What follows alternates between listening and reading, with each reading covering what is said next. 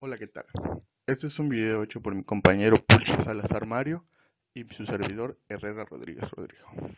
Es un video para la materia de inmunología aplicada del sexto semestre Grupo A de la Facultad de Ciencias Químico-Biológicas para la carrera de Químico Farmacéutico Biólogo.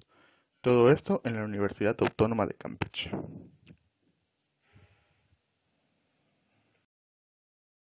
El video va a ser acerca de hipersensibilidad de tipo 1.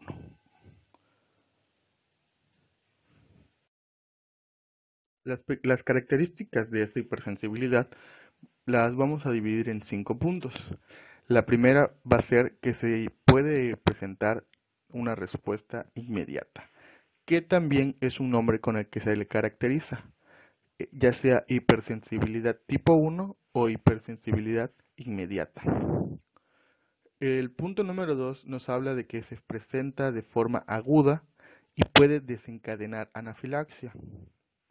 Nuestro punto número 3 nos menciona que es mediada por la IgE, pero en ocasiones ya puede ser por IgG4. En el punto número 4 se nos habla de las inmunoglobulinas. Estas se unen a los receptores específicos, pero en la superficie de los mastocitos y basófilos. En nuestro punto número 5 tenemos que de acuerdo al compromiso local, o sistémico, ya se agrupan en dos categorías o subtipos que van desde localizada y sistémica.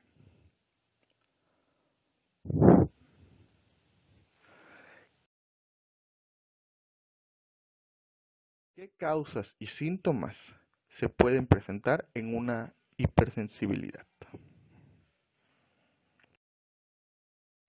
Esta hipersensibilidad se puede dar ya sea por un agente ambiental, alimentos o fármacos. Y las características clínicas que se pueden ver, ya sean desde urticaria, dermatitis, prurito, rinorrea, edema, inflamaciones de la mucosa, una disnea, ya en un caso muy extremo, incluso la muerte. Todo esto vamos a ponerlo en una categoría que si consumimos algún alimento, tenemos una reacción alérgica inmediata, que puede ser como se muestran en las imágenes en la inferior de sus pantallas, que si consumes un fármaco, un medicamento, un alimento, perdón, pues te puede salir un sarpullido o una urticaria, mejor dicho. Puedes llegar a tener problemas de respiración, así como puedes ser alérgico a algún medicamento, y eso hasta sin saberlo uno mismo. Continuemos. Vamos a entrar en detalle con un caso clínico para entender un poco más la hipersensibilidad de tipo 1. En nuestro caso clínico se va a llamar reacción de hipersensibilidad a los AINES o también a los analgésicos no esteroideos como pueden ser naproxeno, paracetamol o aspirina, que son unos cuantos porque no son los únicos. Esto simplemente es de referencia. Continuemos. Bueno, la descripción de nuestro caso nos dice que es un paciente masculino de 62 años. Este no tiene antecedentes heredofamiliares, no presentó antecedentes personales patológicos y él solo menciona ser alérgico a la aspirina. Esto mejor conocido como una alergia, ¿no? Eh, pero no dice tener ni un tipo más de alergia. Él acude al médico por una consulta debido a que presenta dolores en los dientes o en las encías. Su dentista le hace sus estudios, les detecta ciertos problemas y para hacerle un tratamiento más a detalle, le dice que vaya a un laboratorio para que le realicen una biometría hemática y una serie de pruebas más, así como también le receta medicamentos para el dolor que presenta en el momento y le dice que vuelva en unos días para continuar el tratamiento ya con él. Entre los medicamentos que le receta van amoxicilina, cada 6 horas e ibuprofeno. Esos dos fármacos. Básicamente eso es todo, ¿no?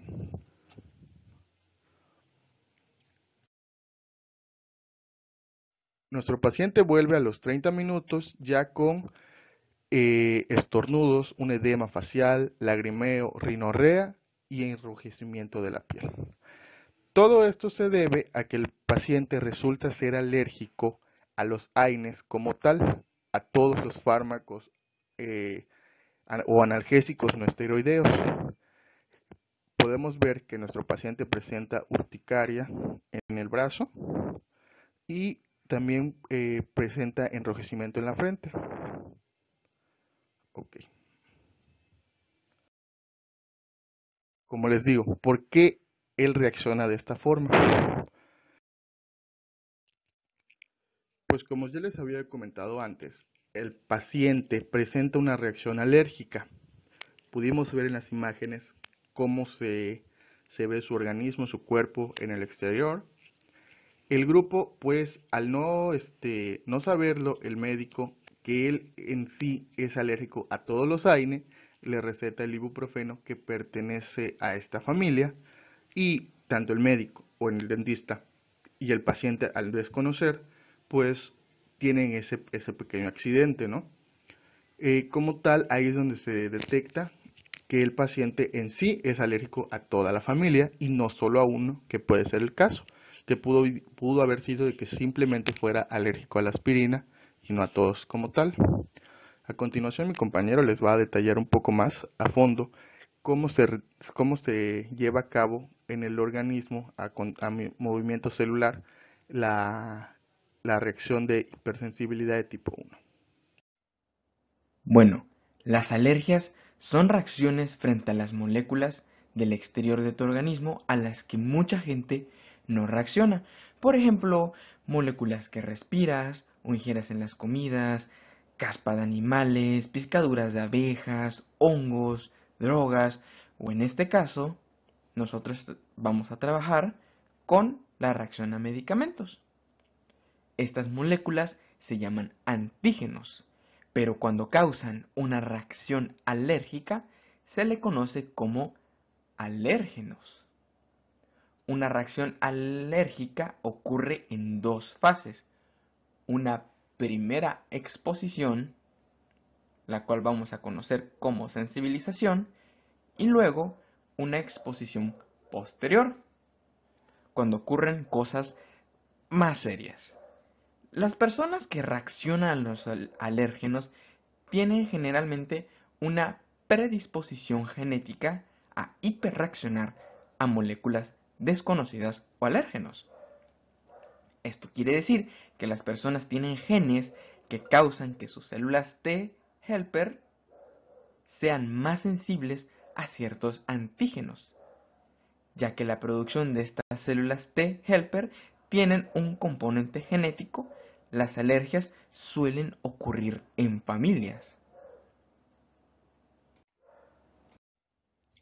Cuando nuestro cuerpo entra en contacto con el alérgeno, en este caso el ibuprofeno, en primer lugar, el antígeno es capturado por las células del sistema inmunitario y después se dirige a los nódulos linfáticos, un proceso que ocurre independientemente de si la persona es alérgica o no.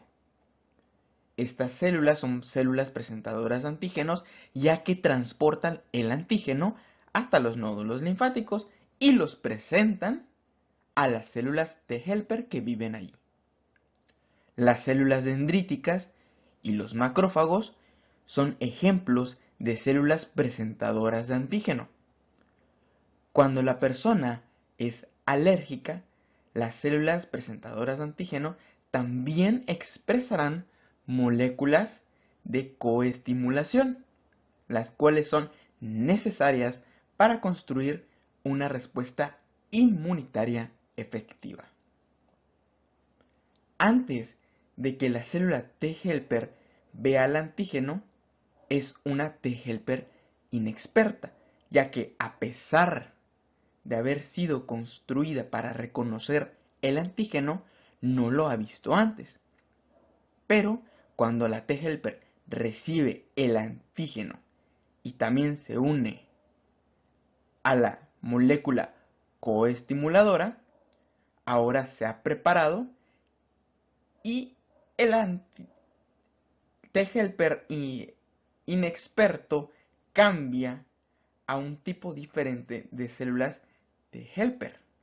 Por lo general, en la hipersensibilidad de tipo 1 se diferencia en células TH2.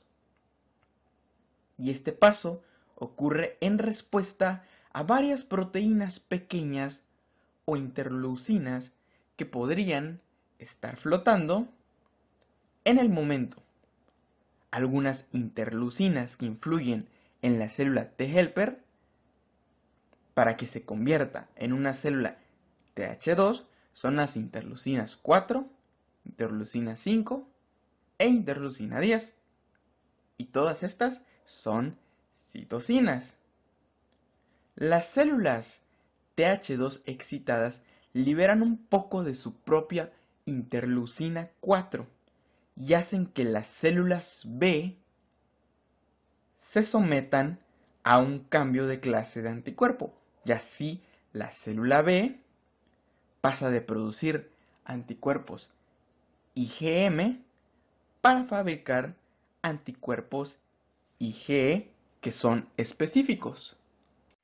Las células TH2 también liberan algo de interleucina 5, que estimula la producción y la activación de eosinófilos, un granulocito que es un tipo de glóbulo blanco que degranula o esencialmente libera un montón de sustancias tóxicas que pueden dañar a las células invasoras y a las células hospedadoras cercanas.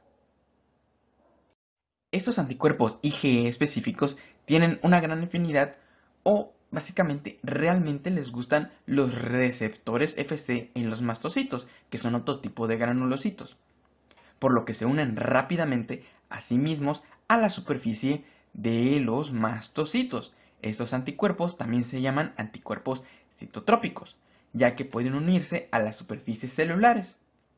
En este punto es como si el mastocito estuviera preparado para el combate y está listo para la acción, y por lo tanto hemos terminado con nuestra fase de sensibilización.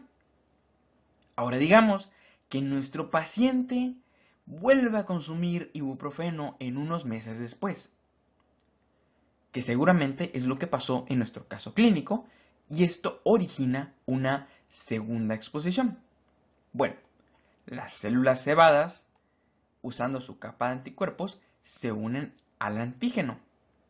En realidad, se necesitan 2 o más antígenos unidos para intercruzar los anticuerpos IgE que le den señales al mastocito para iniciar la desgranulación y liberar un grupo de moléculas proinflamatorias llamadas mediadores que finalmente causan los efectos observados en una reacción alérgica.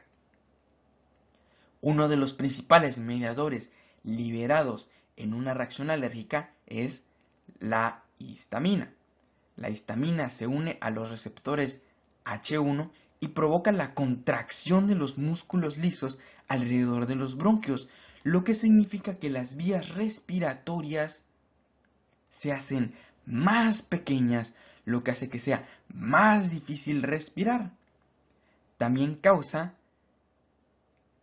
la dilatación de los vasos sanguíneos y el aumento de la permeabilidad de las paredes de los vasos sanguíneos, lo que significa que si bien aún aumenta el diámetro de los vasos sanguíneos y aumenta el flujo de la sangre en la zona afectada, se permite que el fluido filtre más fácilmente las paredes de los vasos sanguíneos y entre al intersticio, lo que causa edema, hinchazón y urticaria, que es lo que pudimos observar en nuestro paciente de nuestro caso clínico. Además de la histamina, los mastocitos liberan otros mediadores proinflamatorios, que incluyen algunos que activan a los eosinófilos y proteasas, que cortan grandes proteínas en pequeños péptidos.